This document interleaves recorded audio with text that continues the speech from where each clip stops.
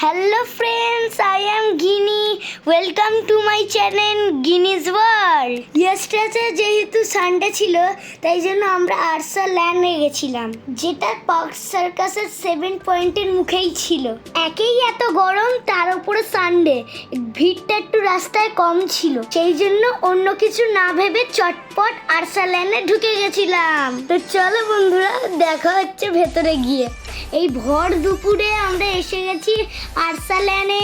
যত না খাবার খেয়ে মন ভরবে, তার থেকে বেশি এসির হাওয়াকেই মন ভরে যাবে।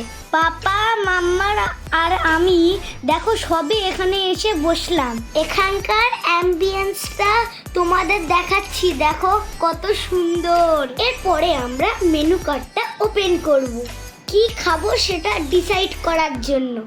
ফার্স্ট থেকে লাস্ট অবধি কি কি আইটেম আছে উইথ প্রাইস আমি তোমাদের ফুল মেনু কার্ডটা শো করছি।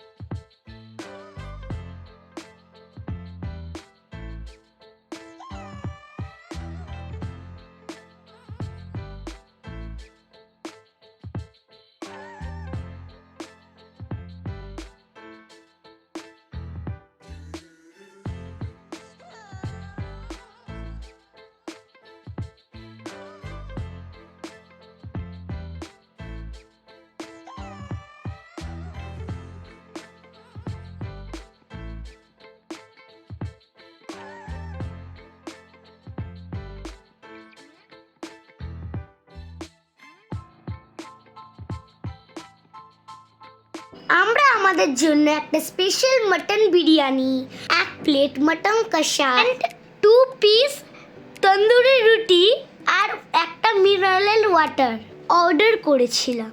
এবার খাবার কখন আসবে তার জন্য বসে রয়েছি। Yesterday I was very hungry, কখন যে খাবারটা আসবে আর ওয়েট করতে পারছিলাম না। ফাইনালি আমাদের খাবার এসে গেছে। দেখো, ফার্স্টে আমাদের মটন কষাটা দিল, তারপর প্লেটগুলো দিল, তারপর বিরিয়ানিটা দিল। এটা স্পেশাল মটন বিরিয়ানি, দেখেই লোভ সামলাতে পারছিলাম না, মনে হচ্ছে কখন খাবো।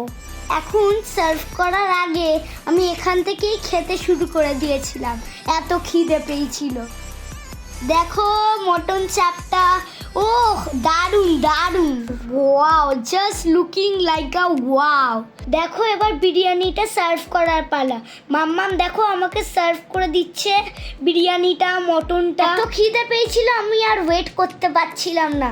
এখানে স্পেশাল মটন বিরিয়ানির কোয়ান্টিটিটাও অনেকটা, আমরা 3 জনে মিলে শেয়ার করে খেয়েছিলাম। দেখো মটনের পিসটা কত বড়।